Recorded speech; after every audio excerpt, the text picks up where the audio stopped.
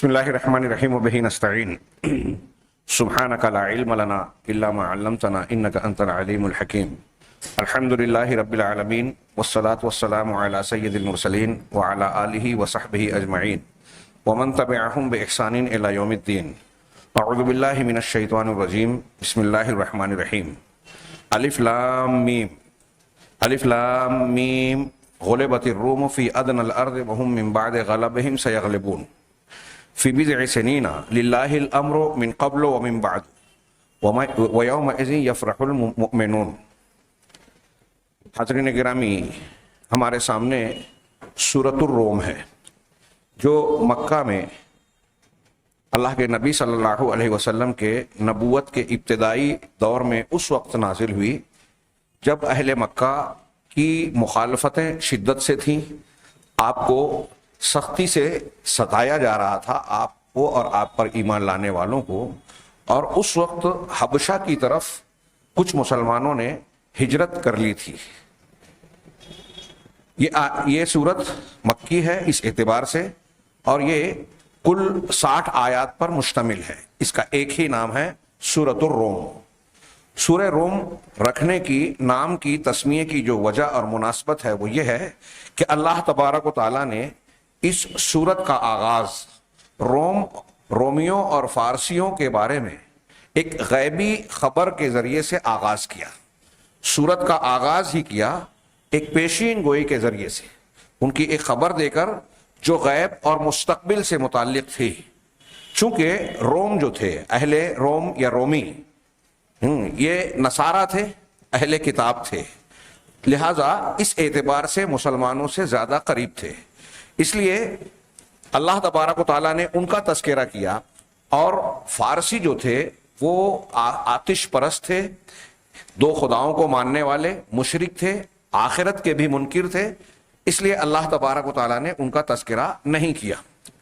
سورہ کی ابتدائی مضمون کی آخری مضمون سے موافقت بیان کرتے ہوئے صاحب کتاب نے کہا کہ یہ سورہ مبارک شروع ہوتی ہے اللہ تبارک و تعالیٰ کی جانب سے مستقبل کی ایک غیبی خبر کے ذریعے سے، مستقبل کی ایک غیبی خبر کے ذریعے سے جو اللہ کی جانب سے ہے، اس لیے بالکل یقینی تھی، اس لیے کہ لأنہ من اللہ، اس لیے کہ وہ اللہ کی جانب سے ہے۔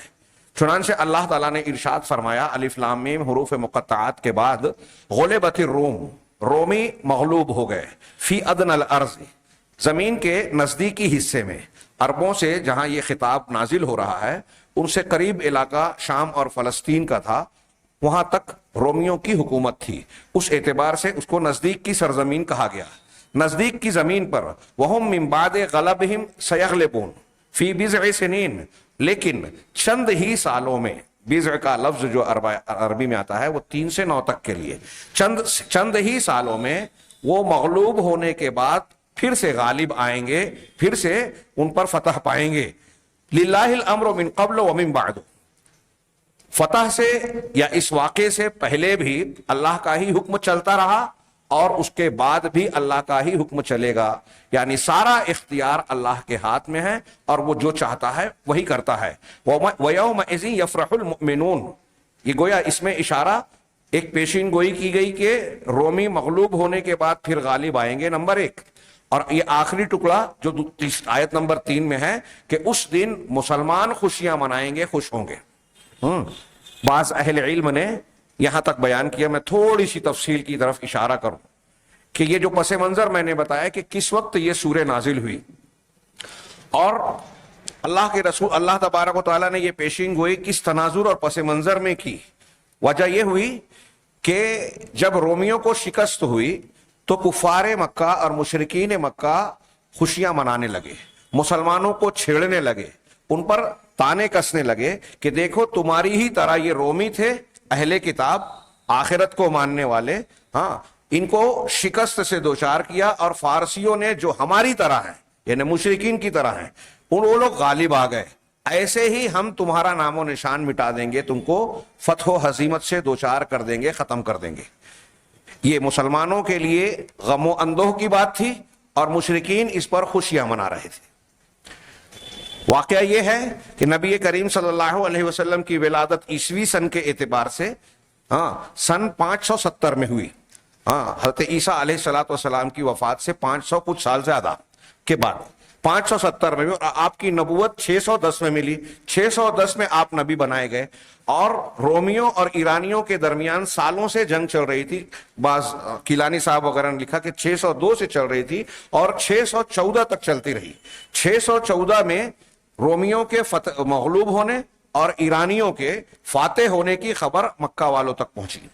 یہ نبوت کا 5واں سال تھا. بعض صحابہ کرام حبشہ کی طرف ہجرت کر چکے تھے.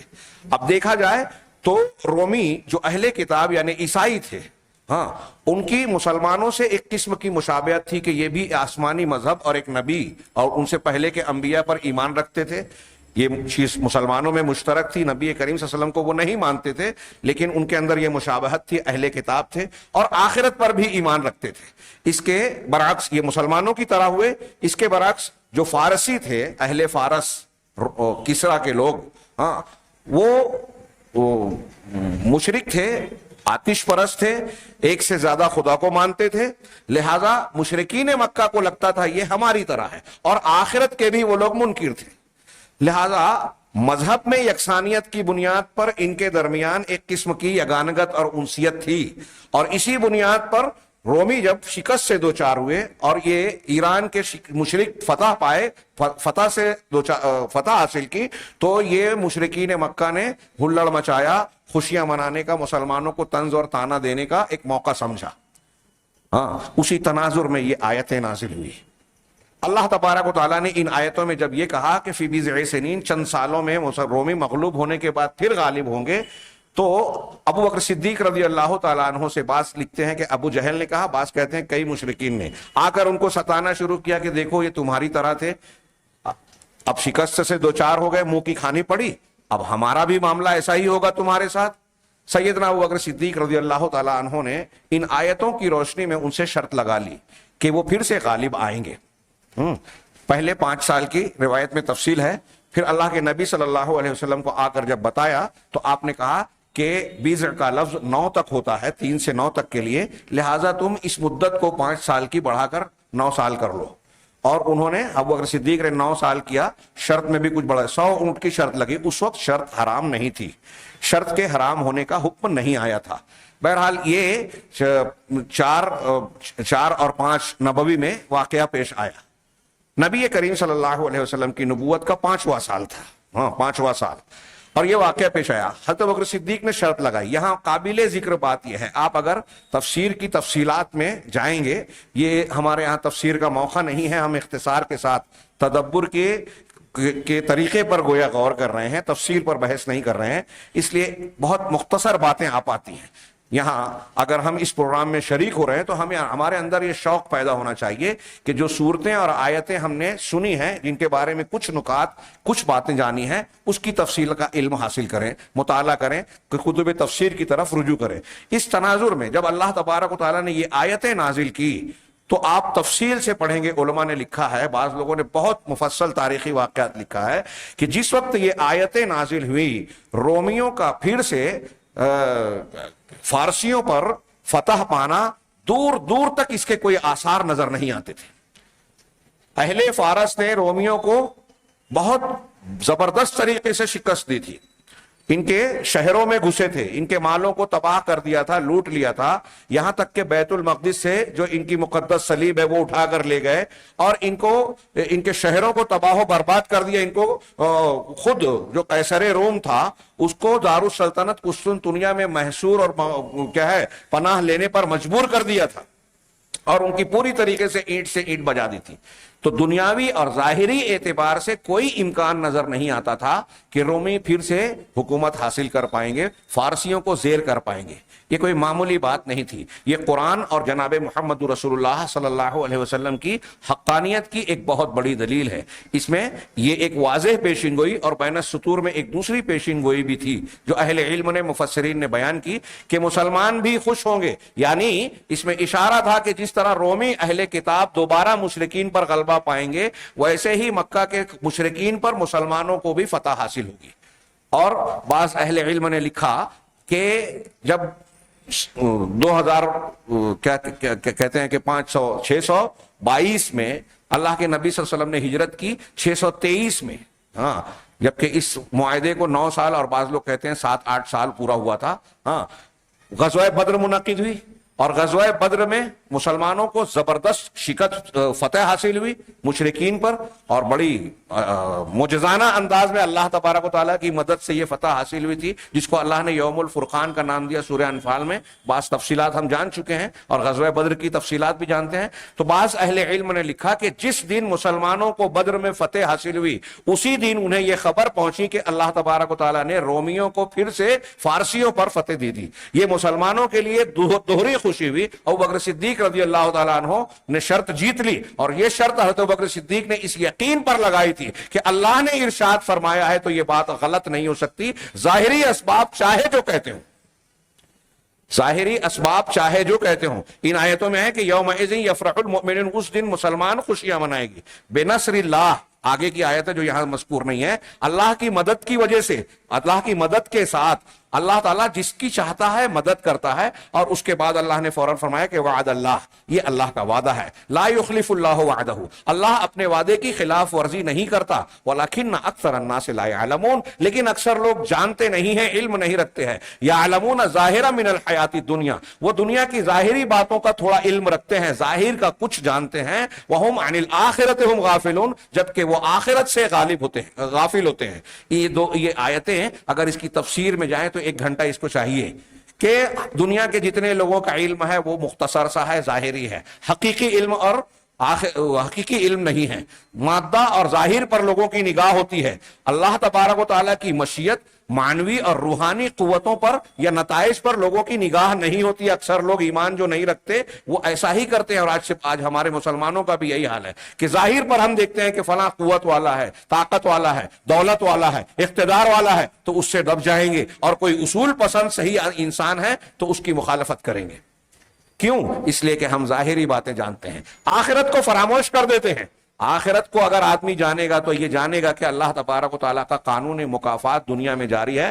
اچھا کرنے والے کا انجام اچھا ہوگا، آخر میں اچھے ہی رہیں گے، اور برا کرنے والوں کا انجام برا ہوگا. وقت کا فرعون، نمرود اور بادشاہ تھے، مٹ گئے. آج ان کا ذکر بھی ہوتا ہے تو مذمت کے ساتھ. اور جو اپنے دور میں اصول پسند اللہ تبارک و تعالیٰ کے سچے اور اچھے بندے تھے، وہ چاہے اپنے زمانے میں کمزور نظر آتے ہوں، آج بھی ان کا نام عزت سے لیا جاتا ہے. انبیاء کرام، صحابہ کرام، اللہ کے نیک بندوں کا یہی حال ہے.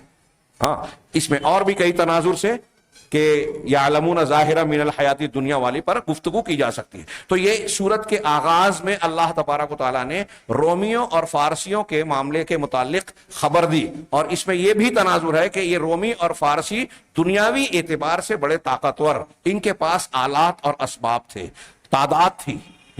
کبھی فتح ہوئی، کبھی شکست ہوئی. تو گویا ان میں آگے اللہ کی مدد سے اللہ جسے چاہتا ہے فتح دیتا ہے. ہاں، اور پھر آگے اللہ نے کہا لیکن لوگ جانتے نہیں ہیں.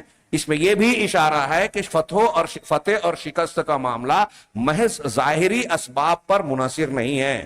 آج کے مسلمانوں کے لیے اس میں بہت بڑا درس اور سبق ہے، جو احساس کمتری اور کمزوری کے احساس میں مبتلا ہو کر اسلام کے تعلق سے غلط فہمی کا شکار ہو جاتے ہیں کہ اگر ہم حق ہیں، اللہ کے سچے دین کو ماننے والے ہیں، تو ہم کمزوریوں کا شکار کیوں ہیں؟ ہم کو کیوں مارا پیٹا اور مصیبتوں میں مبتلا کیا جاتا ہے؟ جبکہ مشرکین، کافرین، مسلمانوں کے دشمنان، اللہ کے دین کے دشمن، نبی کریم صلی اللہ علیہ وسلم کی گستاخیاں کرنے والے، وہ ٹی وی چینل پہ آتے ہیں، دولت سے مالا مال ہیں، ان کو اقتدار، قوت اور نہ جانے کیا کیا نعمتیں حاصل ہیں.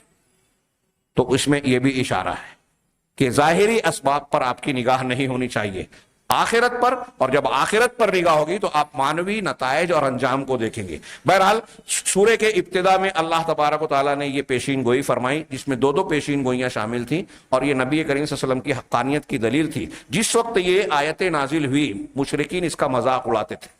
ارے یہ کہہ رہے ہیں کہ رومی پھر سے غالب آئیں گے، کوئی دور دور تک اس کے آثار ہی نہیں ہیں، ممکن ہی نہیں ہے.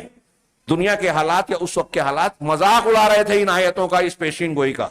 जिस वक्त ये कहा गया उस वक्त मजाक उड़ाया जाए। जैसे आज हमारे सामने कोई अगर नेक और सच्चा इंसान है, उसकी कमजोरी है तो हम उसका मजाक उड़ाते हैं, लेकिन जब अंजाम होगा तो जरूरी नहीं है कि हम उस वक्त जिंदा रहें। चंद सालों के बाद ही नतीजा सामने आया और अल्लाह तबारक व तआला की ये पेशीनगोई, कुरान का ये फरमान लोगों के सामने एक तारीखी हकीकत की तरह बेनकाब और वाज़ेह हो गया। ये सूरत का इब्तिदाई हिस्सा था, मजमून था, जिसमें अल्लाह ने पेशीनगोई फरमाई और अपने वादे का जिक्र किया। सूरत के आखिरी आयत में अल्लाह तबारक व तआला ने अल्लाह के वादे और उसकी वही के सिलसिले में यकीन का जिक्र करते हुए सूरत का इख्तिताम हुआ। यकीनी बात का अल्लाह ने आखिर में फरमाया फस्बिर, आप सब्र कीजिए, इन्ना वादल्लाह हक, यकीनन अल्लाह का वादा हक है, सच्चा है। अगर अल्लाह ने वादा किया है तो वो चीज होकर ही रहेगी, उसमें रत्ती बराबर फर्क नहीं पड़ेगा, तयशुदा बात है। ये अल्लाह का वादा हक है। वला यस्तखिफन्नक अल्लज़ीना ला युक़िनून, आपको वो लोग ऐसा ना हो कि जो यकीन नहीं रखते, अल्लाह की बातों पर भी भरोसा नहीं रखते, अल्लाह कह रहा है फिर भी नहीं मान रहे, जो यकीन नहीं रखते, ऐसा ना हो कि वो आपको हल्का कर दे। यानी पहले कहा सब्र कीजिए, आपको हल्का ना कर दे, मतलब बेसब्रा ना बना दे। ये अल्लाह ने वादा किया है, पेशीन गोइयां फरमाई है, तो ये होकर रहेगा। तो इब्तिदा में अल्लाह का वादा, पेशीन गोई, और आखिर में इस वादे के वकू के सिलसिले में आपको सब्र करने की तलकीन, यानी बंदे को अल्लाह तबारक व तआला की वही पर और उसके वादों पर पूरा पूरा यकीन होना चाहिए। वज़ालिका, आगे ये कह रहे हैं कि क्यों ये इब्तिदा और इंतहा में अल्लाह ने फरमाया, ताकि बंदे का दिल, उसका कल्ब जो है यकीन से लबरेज हो जाए, भर जाए, उन तमाम उमूर में जो वही ने पेश किया। अल्लाह तबारक व तआला ने कुरान की शक्ल में या जनाब मोहम्मद रसूलुल्लाह सल्लल्लाहु अलैहि वसल्लम के जरिए से वही की जो भी बातें बयान की हैं, बंदा उसके ताल्लुक से अपने दिल में भरपूर यकीन रखे, चाहे कुरान और हदीस की ये बातें खबर की शक्ल में हो कि कोई खबर दे रहा है कुरान और हदीस, या हुक्म की शक्ल में हो, या किसी वादे और वईद की शक्ल में हो। जिस शक्ल में भी कुरान और हदीस ने कोई बात बयान की है, बंदे को चाहिए कि उस पर पूरा पूरा यकीन रखे। उसकी ये निशानियां हैं कि अल्लाह ने जो कहा वो जरूर पूरा होता है, अपने मुकर्रर वक्त पर। इसी बुनियाद पर इस सूरत का महवर रईसी भी वाज़े होता है, यानी मरकजी मजमून अल यकीन फिल वही, के वही के सिलसिले में यकीन का होना। ये इस सूरत का मरकजी उन्वान है कि कुरान सूरह रूम में जो मज़ामीन बयान किए गए हैं, उन तमाम मज़ामीन का हासिल या उसका बुनियादी नुक्ता, मरकजी मौजू ये है कि बंदे को अल्लाह तबारक व तआला की हर बात, वो कुरान की शक्ल में हो या नबी करीम सल्लल्लाहु अलैहि वसल्लम पर नाजिल करदा सुन्नत की शक्ल में हो, दोनों वही है। एक वही मतलू है, एक वही गैर मतलू है। इस पर पूरा पूरा भरपूर यकीन होना चाहिए कि ये गलत हो ही नहीं सकती। कोई चीज हमारी अकल में नहीं आ रही है तो हमारी अकल का कसूर है, हमारे इल्म की कमी है, अल्लाह की बात गलत नहीं हो सकती। आसार नताइज जिस वक्त पेशिंग गोई की जा रही है, उस वक्त कितने भी मुखालिफ हैं। मैं एक इशारा करूं कि रोमियों का ये था, अल्लाह के नबी सल्लल्लाहु अलैहि वसल्लम जब खंदक खोद रहे थे गज़वा अहज़ाब के मौके पर, सारी जमातें मिलकर मदीना पर हमला करने आ रही थी कि मुसलमानों को मिटा दिया जाए। पेट पर पत्थर बंधे हुए हैं, कई कई दिन खाना नहीं नसीब हो रहा था। सहाबा कराम और अल्लाह के रसूल, उसी मौके पर लोगों ने आकर शिकायत की कि हमारे पेट पर पत्थर हैं। आपने अपना पेट दिखाया तो 2 पत्थर थे। उस वक्त जब आपको बुलाया गया, मैं तफसील में नहीं जाता, बात लंबी हो रही है, और आपने जो है एक चट्टान पर कुदाल मारी, तो 1 मारी, 2 मारी, 3 मारी, हर मौके पर आपने कहा कि मैं देख रहा हूं कि यमन के खजाने, सुर्ख खजाने तुम्हारे हाथ में आ रहे हैं, कैसर किसरा के खजाने, फला इलाके तुम्हारे जेरे नगी आएंगे, तुम फतह करोगे। अभी मदीना में अपनी हिफाजत करने का मसला है, जो दुश्मन आ रहे हैं उनसे बचाव के लिए खंदक खोद रहे हैं अल्लाह के रसूल से। नबी की पेशीन गोई ऐसी होती है कि आसार इसके बिल्कुल बरक्स हैं, हालात ये सोचा भी नहीं जा सकता। अभी मदीना में हिफाजत मसला है और अल्लाह के रसूल कह रहे हैं कि कैसर किसरा और यमन की सल्तनतें तुम्हारे हाथ आएगी, तुम उस पर फतह पाओगे। कितनी बड़ी बात है। नबी की और अल्लाह की पेशीन गोइयां ऐसी ही होती हैं। हमारे यहाँ जो सियासी लीडरान या कुछ दानिश्वरान कहते हैं कि ये हो जाएगा, मौलाना आजाद ने कहा कि आज़ादी मिलने के इतने सालों के बाद मशरिकी पाकिस्तान मगरिबी पाकिस्तान से अलग हो जाएगा, और हो गया, तो ये पेशिंगोई नबूवत के जैसी नहीं है। हालात और कराइन को देखकर, जोग्राफियाई और कुछ उसूलों ज़ाब्तों को सामने रखकर उस बुनियाद पर यह बात कही गई है, और ये अंदाजे हैं जो कभी कभी गलत भी होते हैं, कभी कभी सही हो जाते हैं। تو نبی اور اللہ کی پیشین گوئیاں بالکل مخالف حالت کی ہوتی ہے، لیکن اس کے باوجود صحیح ہوتی ہے۔ یہ ان کے حق ہونے کی، سچے ہونے کی زبردست دلیل ہے، اور توحید کی بھی دلیل ہے کہ حالات بالکل پلٹا کھا گئے، اللہ نے فرمایا ہے اور ویسا ہی ہوا جیسا اللہ نے کہا تھا۔ یعنی حالات کو بدلنے پر، گویا حالات اور ہر معاملے پر اللہ تبارک و تعالیٰ کی پوری قدرت ہے، اور اسی کی مشیت سے سارے کائنات کے واقعات ہوتے ہیں۔ مواضیع السورۃ المبارکہ، اس سورہ مبارکہ کے موضوعات، مضامین۔ نمبر 1، اس میں کہا گیا کہ اس میں ایک بڑے عظیم فتنے کا بیان ہے، اور خاص طور سے قوس میں انہوں نے کہا کہ خاص طور سے آج کے زمانے میں یہ فتنہ بہت زبردست اور عظیم ہے، جس کا میں نے ابھی تذکرہ کیا تھا۔ وہ یہ ہے، وہی الاغترار بما علیہ روم من تقدم فی علوم الدنیا، اور یہ دھوکے میں پڑنا اس چیز پر جو اس نعمت پر یا ان چیزوں پر جس پر رومی ہے دنیاوی علوم میں ترقی پر، دنیاوی علوم میں ترقی کی شکل میں، دنیاوی ترقی کے اعتبار سے۔ یہاں روم کا جو لفظ یہ استعمال کر رہے ہیں صاحب کتاب، میں اسے یہ سمجھتا ہوں کہ آج ہم لوگ انگریز، ہم انگریز کہتے ہیں، انگریز حالانکہ برطانیہ کے رہنے والوں کو کہا جاتا ہے، لیکن ہمارے بہت سارے لوگ مشرقی بر صغیر وغیرہ میں جب انگریز کہتے ہیں تو مغربی دنیا مراد لیتے ہیں۔ تو مغرب کا رہنے والا، یورپ کا رہنے والا، امریکہ اور یورپ کے لوگ، ان کو جو ہم کہتے ہیں یہ اس معنی میں گویا ان کی بات کہی جا سکتی ہے، کیونکہ رومیوں کا جو مذہب تھا اور ہے، آج ان کا عیسائیوں کا وہی سینٹر روم میں ہی ہے، اٹلی میں، جو اٹلی ہے اس میں ایک شہر روم ہے، اور اسی کا ایک ویٹیکن سٹی ایک شہر تھا جس کو ایک سب سے چھوٹے ملک کی حیثیت سے الگ کر دیا گیا، اس لیے کہ وہاں پوپ پال کا مرکز ہے، کیتھولک چرچ کا سینٹر ہے۔ تو یہ رومی ہے۔ اب اس اعتبار سے عیسائی طبقہ، عیسائیوں کی بات گویا یہ کہہ رہے ہیں کہ عیسائی یا نصارہ یا اہل کتاب، یہ جو ٹیکنالوجی اور ترقی میں آج کے زمانے میں آگے ہیں، اس زمانے میں بھی گویا ان کے پاس کافی ٹیکنالوجی اور آلات اور ہتھیار اور تعداد تھی۔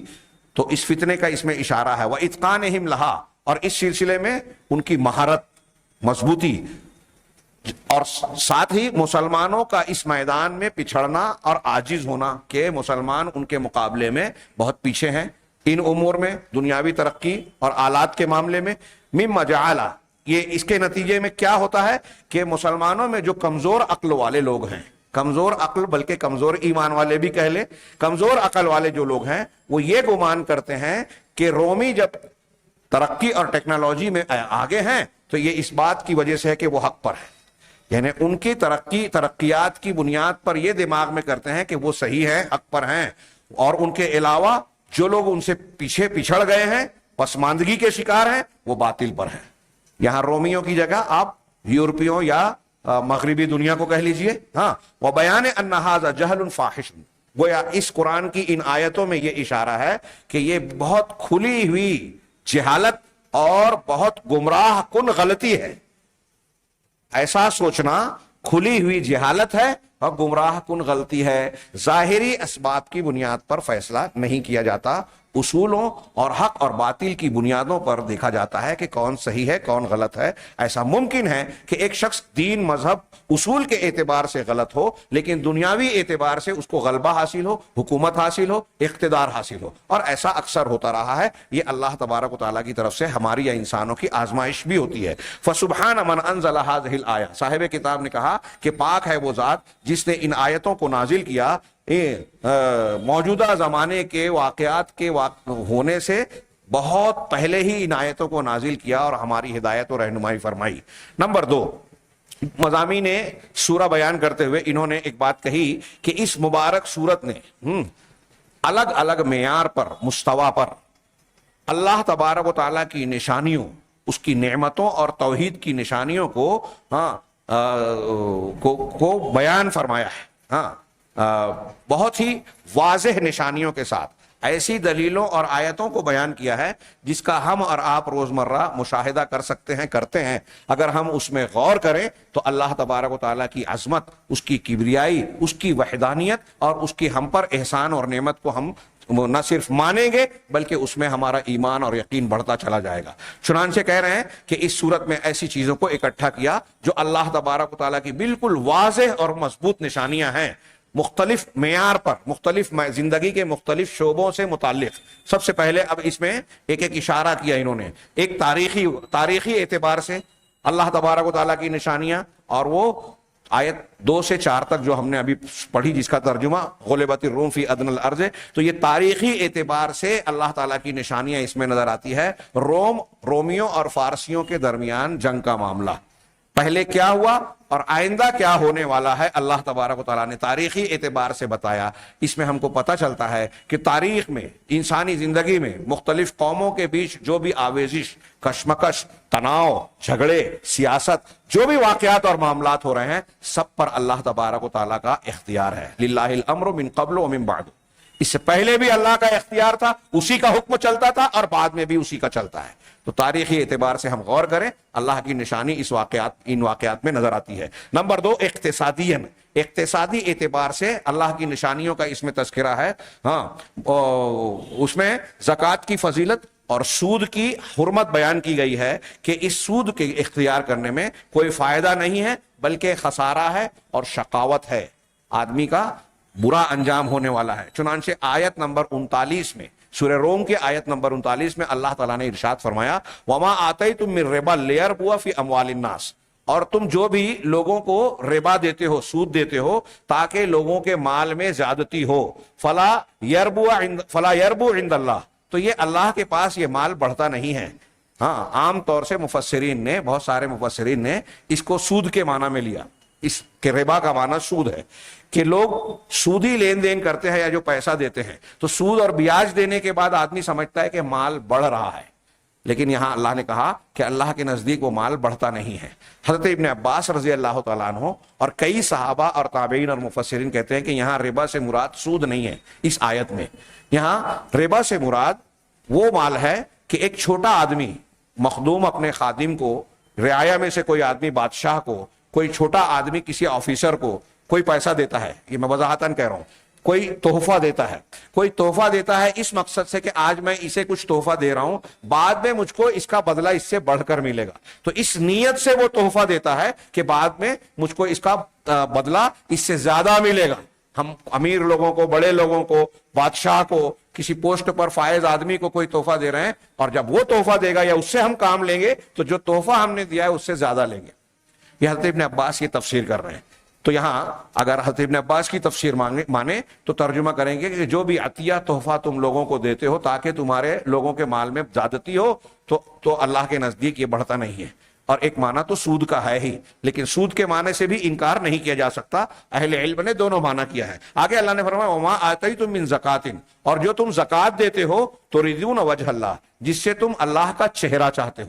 اللہ کا چہرہ، چہرہ اللہ کی صفت ذاتی ہے، لہذا کچھ لوگوں نے اس کا وہی ترجمہ کیا، اور مرادی معنی ہوگا خوشنودی. یہ تعویل نہیں ہے، ہم تعویل نہیں کر رہے ہیں. سیاق و سباق سے ہمارا چاہنا یعنی اللہ کی ذات کو چاہنا، اللہ تبارک و تعالیٰ کی رضا کو چاہنا، یہ لازم و ملزوم ہے، معنی مفہوم ہے، تعویل نہیں ہے. چنانچہ جو تم زکوٰۃ اللہ تعالیٰ کے راستے میں دیتے ہو، یعنی تم اللہ تعالیٰ کی خوشنودی اور اس کا چہرہ چاہتے ہوئے، فَأُولَئِكَ هُمُ الْمُضْعِفُونَ، تو یہی وہ لوگ ہیں جو اپنے بدلے کو دگنا اور گنا در گنا بڑھانے والے ہیں. مضعفون، اپنے گنا. مطلب یہ اللہ تعالیٰ اس آیت میں کہہ رہا ہے کہ اگر سودی لین دین کہتے ہو تو یہ بڑھتا نہیں ہے، گھٹتا ہے. دنیا اور آخرت دونوں جگہ اس کا برا انجام ہوگا. اور زکوٰۃ دیتے ہو تو یہ گھٹتا نہیں ہے، بڑھتا ہے، بلکہ اس کا اجر اور ثواب گنا در گنا بڑھے گا. لیکن ہمارے لوگوں کی سوچ بالکل الٹی ہے ہر معاملے میں. شریعت جن چیزوں میں کہتی ہے کہ اگر آپ غریبوں، مسکینوں، یتیموں، بیواؤں پر خرچ کریں گے تو آپ کا مال بڑھے گا، ہم سمجھتے ہیں گھٹے گا. ایسی بہت ساری چیزیں. شریعت کہتی ہے کہ آپ شادیاں زیادہ سے زیادہ کریں، برکت ملے گی، ہم سمجھتے ہیں کہ شادی کرنے سے مسئلہ اور ٹینشن بڑھتا ہے، جبکہ قرآن و حدیث بتاتی ہے کہ اس سے مسائل حل ہوتے ہیں، سماجی، ذہنی، فکری، اخلاقی، یہ سارے مسائل حل ہوتے ہیں. لیکن ہم ماننے کو تیار نہیں ہیں پریکٹیکل زندگی میں. تو ایسی بہت ساری چیزیں ہیں. اللہ تعالیٰ نے یہاں یہ بیان کیوں؟ اس لیے کہ ہم ظاہری چیزوں پر نگاہ رکھتے ہیں. روحانی اسباب اللہ تبارک و تعالیٰ کے کی قدرت، مشیت اور اس کی طرف سے ہم کو یقین نہیں ہوتا کہ اللہ نے جو حکم دیا اس پر عمل کریں گے تو ہم کو برکتیں ملے گی. ہم زبان سے اگرچہ کہیں لیکن ہمارا عمل یہ نہیں کہتا. خیر، تو یہ آیت نمبر 39 میں اقتصادی طور پر اللہ تبارک و تعالیٰ نے اپنی نشانی کی طرف اشارہ کیا. آیت بیان فرمائی. آیت نمبر 21 میں سماجی زندگی کا ذکر کیا، اسرار الزواج، شادی کا بھید، شادی کے اندر جو بھید ہیں اس کا ذکر کیا. مشہور آیت اکثر میں نکاح کے خطابات میں بیان کرتا رہتا ہوں. وَمِنْ آیَاتِهِ أَنْ خَلَقَ لَكُم مِّنْ أَنفُسِكُمْ أَزْوَاجًا لِتَسْكُنُوا إِلَيْهَا، کہ تمہیں اللہ کی نشانیوں میں سے ایک نشانی یہ بھی ہے کہ تمہارے ہی جنس سے تمہاری بیویاں بنائی، پیدا کی. کیوں؟ لِتَسْكُنُوا إِلَيْهَا، تاکہ تم ان سے سکون حاصل کرو. بیوی سے جائز رشتہ تعلق قائم کرنے سے سکون حاصل ہوتا ہے. ابھی یہ چیزیں سامنے رکھنا چاہیے ایک عام مسلمان کو بھی.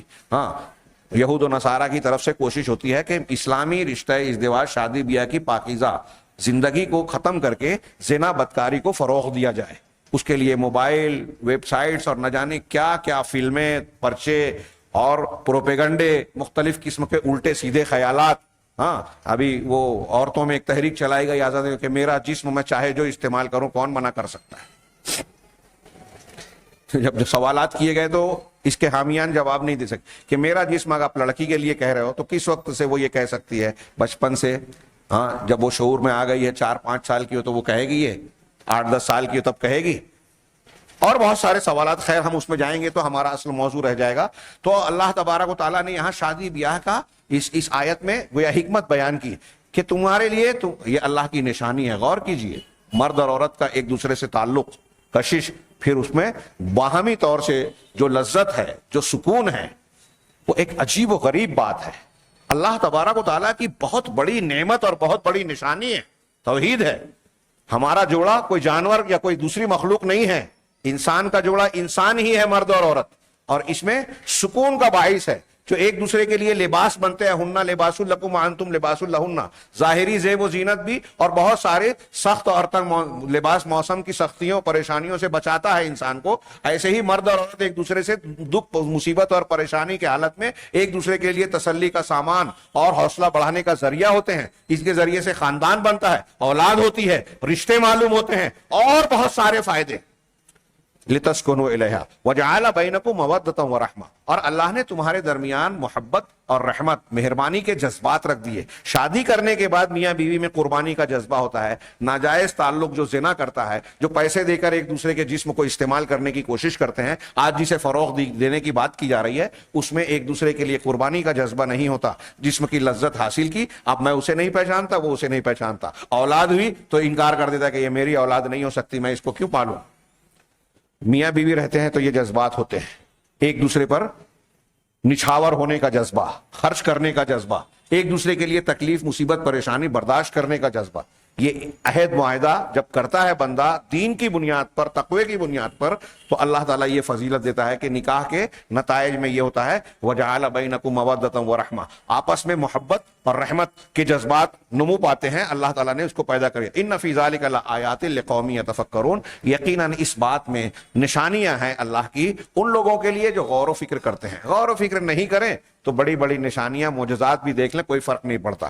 آگے کہہ رہے ہیں کہ اصل الانسان، اس صورت کے اندر آیت نمبر 20 میں اور آیت نمبر 54 میں دو جگہوں پر انسان کی اصل اور اس کی پیدائش اور تخلیق کی بنیاد بتائی گئی. چنانچہ آیت نمبر 20 میں اللہ تبارک و تعالیٰ نے فرمایا وَمِنْ آیَاتِهِ أَنْ خَلَقَكُم مِّن تُرَابٍ ثُمَّ إِذَا أَنْتُمْ بَشَرٌ تَنْتَشِرُونَ. اللہ کی نشانیوں میں سے ایک یہ بھی ہے کہ اللہ نے تم کو مٹی سے پیدا کیا. پہلی تخلیق آدم علیہ السلام کی مٹی سے ہوئی تو یہ آغاز مٹی سے ہوا. دوسری تخلیق جو ہماری اور آپ کی ہو رہی ہے تو یہ نطفے سے ہو رہی ہے. اس کا بھی ذکر قرآن میں ہے. اور یہ نطفہ بنتا کیسے ہے؟ آپ تفسیر میں دیکھیں، تفاصیل ہم نے بھی مختلف موقعوں پر بیان کی کہ ہم جو غذا کھاتے ہیں، چاول، گیہوں، سبزی، ترکاری جو بھی ہم کھاتے ہیں، یا جانور کا گوشت کھاتے ہیں، تو وہ جانور چارہ جو کھاتا ہے یہ زمین سے، مٹی سے پیدا ہوتی ہے. اللہ پانی برساتا ہے، مٹی کے اندر کے اجزاء، بیج کو وہ چیزیں فراہم کرتی ہیں جو ہماری غذائیت کے حامل بنتی ہیں، ہمارے جسم کی ضروریات کو پورا کرنے والی معدنیات اور نمکیات اور جتنی غذائی چیزیں ہیں وہ ساری چیزیں مٹی سے ملتی ہے اس میں، اور پھر وہ غذا بنتی ہے. اور پھر ہم جب کھاتے ہیں تو ہمارے کھانے سے خون بنتا ہے، اس خون سے نطفہ بنتا ہے، اور نطفے سے پھر انسان کی پیدائش ہوتی ہے. تو اصل ہماری پیدائش کی مٹی ہی ہے. اللہ تبارک و تعالیٰ نے فرمایا کہ تم کو مٹی سے پیدا کیا، ثم اذا انتم بشر، پھر اب تم انسان ہو کر زمین میں پھیلے جا رہے ہو, تنتشرون.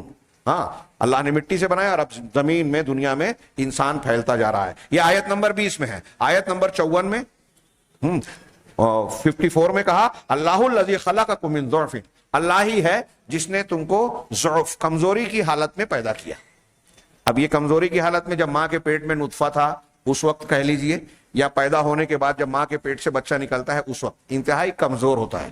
تو پیدائش کے وقت کمزور ہوتا ہے, ماں کے پیٹ میں کوئی حیثیت نہیں ہوتی, ایک کیڑا نطفے سے نکل کر جا کے مادہ رحم مادر میں استقرار پاتا ہے. کیا حیثیت ہے اس وقت اس کی؟ تو ہم اور آپ سب وہی تھے, ہاں, اسی مرحلے سے گزر کر آئے ہیں. ہاں, تو تم کو کمزوری کے حالت میں پیدا کیا.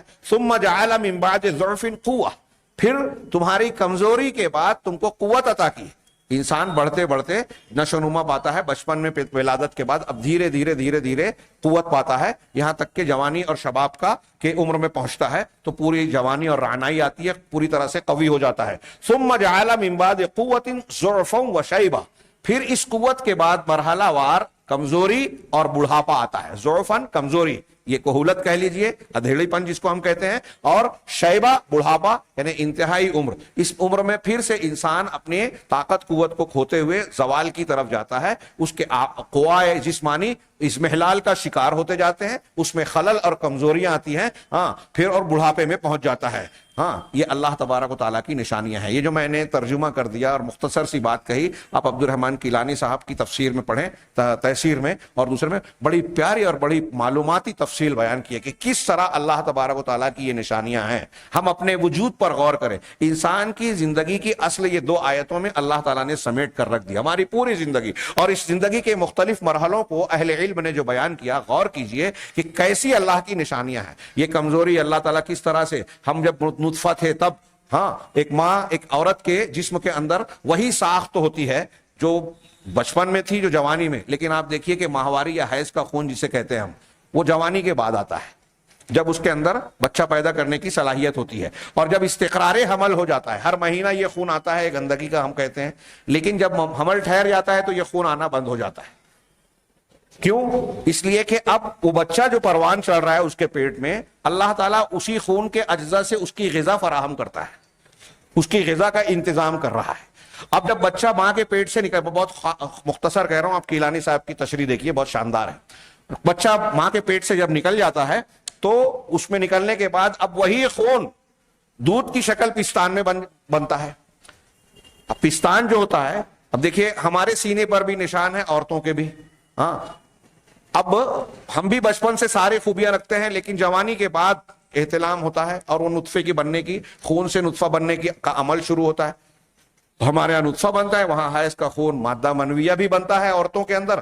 اور پھر جب بچہ ولادت استقرار حمل ہوتا ہے تو اب اس کا وہ کارخانہ جس کو اللہ تبارک و تعالیٰ نے دودھ بننے کے آلے اور سینٹر کے طور پر بنایا ہے, ہاں, وہ کام کرنا شروع کرتا ہے. اس سے پہلے نہیں کرتا, اور جیسے ہی بچہ پیدا ہوتا ہے اسی دن یا دوسرے دن جو ہے اس کے سینے سے اس کی غذا جاری ہو جاتی ہے. پیٹ میں تھا تو حیض کا خون بند ہو کر اس کی غذا بن رہا تھا, جب پیٹ سے باہر آیا تو اب سینے میں غذا بن کر وہ خون دودھ کی شکل اختیار کر کے باہر آتا ہے. یہ کیا خود بخود غور کیجئے, جب تک بچہ پیدا نہیں ہوا سینے میں دودھ نہیں آیا, ہونے کے بعد دودھ آ رہا ہے. کیا یہ ایسے ہی ہو گیا؟ یہ اللہ کی نشانی ہے. میں نے ایک بات کہی اس سارے مرحلے میں, اور پھر بچپن, پھر بچپن سے بڑھتے ہوئے غذاؤں کا استعمال اور مختلف درجات پہ جانے کا جس کا ذکر ان آیتوں میں ہے. آپ غور کرتے جائیے, بڑی شاندار نشانیاں ہیں اللہ کی. چنانچہ اللہ تبارک تعالیٰ نے اپنی ان نشانیوں کا بھی ذکر کیا. اسی آیت میں آگے یہ بھی فرمایا کہ یخلق ما یشاء, اللہ جو چاہتا ہے پیدا کرتا ہے. وہو العلیم القدیر, اسے پورا علم اور پوری قدرت اس کے پاس موجود ہے. اس کے علم میں, اس کی قدرت میں کوئی کمی نہیں ہے کہ کوئی کام نہ کر سکے. آگے کہا خلق السماوات والارض, آیت نمبر 22 میں آسمانوں اور زمین کی تخلیق کو بطور نشانی بیان کیا کہ ومن آیاتہ خلق السماوات والارض واختلاف السنتکم والوانکم, کہ اللہ کی نشانیوں میں سے آسمانوں اور زمینوں کی بناوٹ اور پیدائش ہے, اور تمہاری زبانوں اور تمہارے رنگوں کا اختلاف. اس میں سے ایک چیز ایک کتاب ہے. آسمان زمین کی تخلیق کیسی زبردست ہے, اس میں کوئی نقص خامی عیب نہیں ہے, زندگی کے لائق. ہاں غور سے دیکھیے، بار بار دیکھیے، آنکھیں تھک جائے گی، کوئی عیب تفاوت نہیں ملے گا۔ سورہ ملک میں اللہ نے فرمایا۔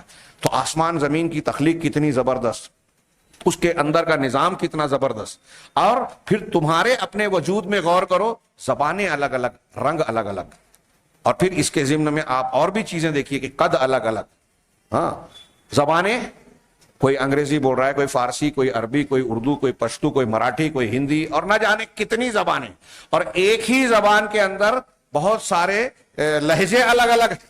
ہم مالیگاؤں میں جو زبان بول رہے ہیں، یہی زبان بھیونڈی میں اور بمبئی میں اور فلاں جگہ تھوڑا لہجہ چینج ہو جاتا ہے، لہجہ بدل جاتا ہے، اصطلاحات اور محاورات میں تبدیلی ہو جاتی ہے، مخصوص علاقوں کے مخصوص اصطلاحات ہوتی ہیں۔ یہ اللہ کی نشانیاں، کتنی زبانیں، کتنے چہرے، ایک ہی جنس سے، ایک ہی ماں باپ کے بیٹے پیدا ہو رہے ہیں، رنگ الگ الگ ہے، ہاں شکل الگ الگ ہے، جو ہم شکل کہلاتے ہیں یا جڑواں پیدا ہو رہے ہیں ان کے اندر مشابہت ہے، پھر بھی کچھ چیزیں ایسی ہوتی ہے کہ ان کے اندر ہم جو ہے تفریق کر لیتے ہیں۔ اب تو جو انسانوں کی بات کر رہے ہیں، جانوروں میں ہم سارے کوے ایک جیسے نظر آتے ہیں، لیکن سارے کبوتر ایک جیسے نظر آتے ہیں، لیکن جو ان جانوروں کو پالتا ہے، ہاں ہمارے یہاں کہتے ہیں کہ جو قریشی حضرات ہوتے ہیں وہ جانوروں پہ اپنے جانور کو کٹنے کے بعد بھی چمڑی دیکھ کر پہچان لیتے ہیں کہ یہ میرا والا جانور۔ تو اللہ تبارک و تعالیٰ نے یہ پہچان اور یہ بات، ان چیزوں میں آپ غور کیجئے، اللہ کی نشانیاں ہیں۔ ہاں ان فی ذالک لآیات للعالمین، یہ عالموں کے لیے، علم والوں کے لیے ان چیزوں میں نشانیاں ہیں۔ آگے انہوں نے کہا کہ رات اور دن کی جو گردش اور نظام بنایا، اس کا بھی تذکرہ اس صورت میں بطور نشانی کیا گیا ہے۔ وَمِنْ آیَاتِهِ مَنَامُكُمْ بِاللَّيْلِ وَالنَّهَارِ وَابْتِغَاؤُكُمْ مِنْ فَضْلِهِ إِنَّ فِي ذَلِكَ لَآيَاتٍ لِقَوْمٍ يَسْمَعُونَ۔ اور اللہ کی نشانیوں میں سے رات میں اور دن میں تمہارا سونا ہے، رات کا سونا اور دن میں بھی، اور اس کی رزق کو، اس کے فضل کو تلاش کرنا، یعنی روزی روٹی کے لیے دوڑ دھوپ کرنا، یہ جو تم کو طاقت قوت دی، اس کے اسباب فراہم کیے، اس کا شعور دیا، غور کرو۔ رات میں آرام کرتے ہیں، دن میں بھی قیلولہ یا بعض اوقات ضرورت پڑے تو آرام کرتے ہیں، اور پھر دن میں تگ و دو کر کے اپنی روزی اور معاش کی تلاش بھی کرتے ہیں۔ معاش کی تلاش کی صلاحیت اور اس کے اسباب فراہم کرنا، ہاں یہ دیکھیے اس میں کیا کیا باتیں آ جاتی ہیں۔ ہاں ہمارے اب دیکھیے کہ پوری دنیا میں مختلف علاقوں میں مختلف چیزیں خاص علاقے کی مشہور ہے، انگور کہیں کا مشہور ہے، آم کہیں کا مشہور ہے، فلاں چیز کہیں کی مشہور ہے، فلاں چیز کہیں کی مشہور ہے۔ یہ الگ الگ علاقوں میں الگ الگ چیزوں کا مشہور ہونا، مفید ہونا، یہ کاروبار حیات چلانے کا ایک نظام ہے۔ وہاں جب وہ چیز اچھی ہوتی ہے تو یہاں کے لوگ وہاں سے خریدتے ہیں، یہاں کی اچھی چیزیں وہاں کے لوگ خریدتے ہیں، اس طرح تجارت کا بازار گرم ہوتا ہے۔ اور بھی میں ایک پہلو صرف پیش کر رہا ہوں، ایسے سینکڑوں پہلو پیش کیے جا سکتے ہیں۔ آگے بڑھیں، البرق والمطر، اس میں بجلی کی کڑک اور بارش کو بھی بطور نشانی پیش کیا گیا ہے۔ ہم نے جو اللہ کے نبی صلی اللہ علیہ وسلم کے معجزات علمیہ قرآن و حدیث کے بیان کیے ہیں، اس میں ان چیزوں کی کچھ سائنسی تفصیلات بھی بیان کی گئی، جس کا یہاں موقع نہیں ہے۔ اللہ نے آیت نمبر 24 میں سورہ روم میں فرمایا وَمِنْ آیَاتِهِ يُرِيكُمُ الْبَرْقَ خَوْفًا وَطَمَعًا، کہ اللہ کی نشانیوں میں سے یہ ہے کہ وہ بجلی کی چمک اور کڑک کو تم کو دکھاتا ہے، خوف کے طور پر بھی اور امید کے طور پر بھی، یعنی امید اور خوف کا باعث بنا کر۔ جب بجلی کڑکتی ہے تو ڈر لگتا ہے کہ یہ گرے گی تو تباہ کر دے گی، عذاب بن جائے گی، اور امید بنتی ہے کہ اس سے فضا میں ہلچل ہوگی اور قدرت کے نظام کے مطابق بارش ہوگی۔ یہ امید بارش کی ہوتی ہے، اور خوف اس کے گرنے اور جلا دینے کا، عذاب کا ہوتا ہے۔ وَيُنَزِّلُ مِنَ السَّمَاءِ مَاءً، اور اللہ تعالیٰ آسمان سے پانی یعنی بارش نازل کرتا ہے، فَيُحْيِي بِهِ الْأَرْضَ بَعْدَ مَوْتِهَا، اور اس کے ذریعے سے، اس پانی کے ذریعے سے زمین کو مر جانے کے بعد، مردہ ہو جانے کے بعد پھر سے زندگی بخشتا ہے۔ زمین جب بارش نہیں ہوتی، سوکھا پڑتا ہے تو مر جاتی ہے، ہاں اس میں کوئی زندگی کے آثار نہیں ہوتے، لیکن قرآن نے کہا جب اللہ بارش برساتا ہے تو یہ پھولتی ہے اور نشوونما پاتی ہے، حرکت کرتی ہے، اس میں چال پیدا ہوتی ہے اور پھر سے زندگی آ جاتی ہے۔ ان فی ذلک لآیات لقوم یعقلون، اس میں عقل رکھنے والوں کے لیے اس میں نشانیاں ہیں۔ فمن تأمل، ہاں میں آگے بڑھ رہا ہوں، ہاں فمن تأمل فیہا ملأ اللہ، جو ان آیتوں اور ان نشانیوں میں غور کرے گا اللہ تبارک و تعالی کے تعلق سے، اس کا دل اس یقین سے بھر جائے گا کہ اللہ تبارک و تعالیٰ ہی اکیلا تنہا خالق و مالک ہے، وہ پاک ہے، اور اللہ تبارک و تعالیٰ اس کے دل کو اس کا دل اس یقین سے بھی بھر جائے گا کہ اللہ تعالیٰ نے جو بھی وحی نازل کی ہے اس میں کوئی بھی بات غلط اور جھوٹ ہو ہی نہیں سکتی۔ آخر میں فوائد و لطائف، اس سورہ مبارکہ سے متعلق فوائد کا اختصار کے ساتھ تذکرہ کر دوں کہ خص اللہ ذکر الروم فی ہذہ سورۃ ایضاً، اس صورت میں بھی اللہ تبارک و تعالیٰ نے روم کا ذکر بطور خاص کیا ہے، رومیوں کا،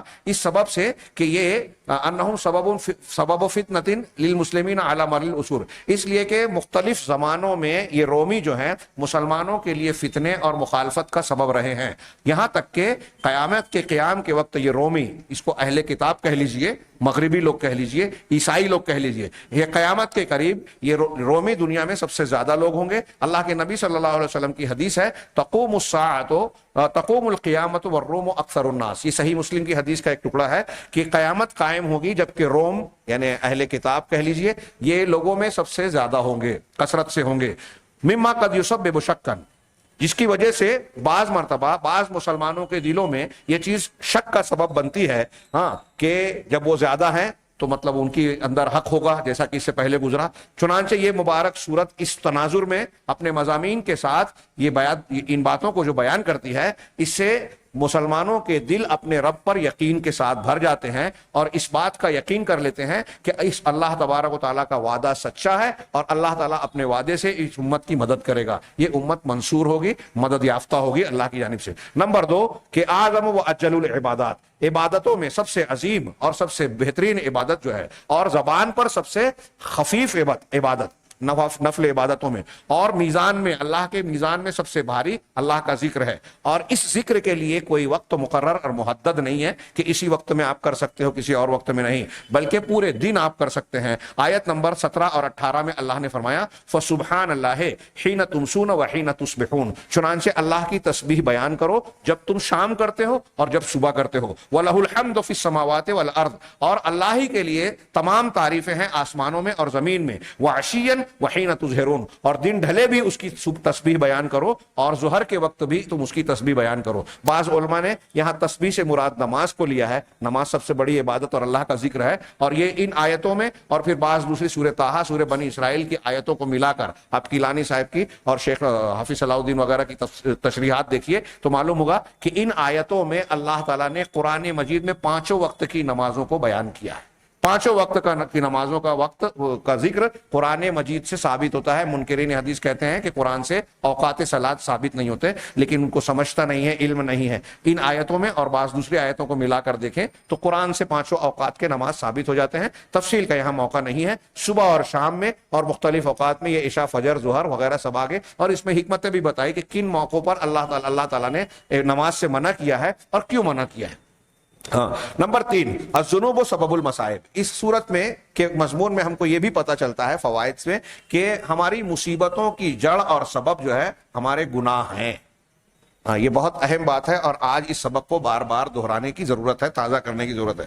تو جتنی مصیبتیں ہیں، حادثات ہیں، پریشانیاں ہیں دنیا کے اندر، ان سب کی سب سے بنیادی وجہ گناہ ہیں۔ اللہ نے اسی صورت میں فرمایا آیت نمبر 41 میں ظہر الفساد فی البر والبحر بما کسبت ایدی الناس، کہ خشکی میں اور تری میں جو بھی بگاڑ اور فساد نمایاں ہو رہا ہے، ظاہر ہو رہا ہے، وہ لوگوں کے اپنے کرتوتوں اور بدعمالیوں کا نتیجہ ہے۔ لیذیقہم بعض الذی عملوا، تاکہ اللہ تعالیٰ ان کے بعض اعمال کا مزہ انہیں چکھا دے، لعلہم یرجعون، اور مقصد کیا ہے کہ ان کو مزہ چکھا رہے تاکہ وہ لوٹیں، اللہ کی طرف پلٹیں، توبہ و استغفار کریں۔ تو اس آیت سے پتہ چلا کہ گناہ مصیبتوں کی جڑ ہے۔ آخری بات کہ طوبیٰ لمن حفظ عمرہ فلم یسرف الا فی طاعت ربی، کہ اس شخص کے لیے مبارک بادی ہے، ہاں، خوشخبری ہے جو اپنی عمر کی حفاظت کرتا ہے اور اس کو اپنے پروردگار کی فرما برداری میں ہی صرف کرتا ہے اور اللہ کی رضامندی اور رضوان کی تلاش میں جلدی کرتا ہے اپنی عمر کا اور وقت کا فائدہ اٹھاتے ہوئے۔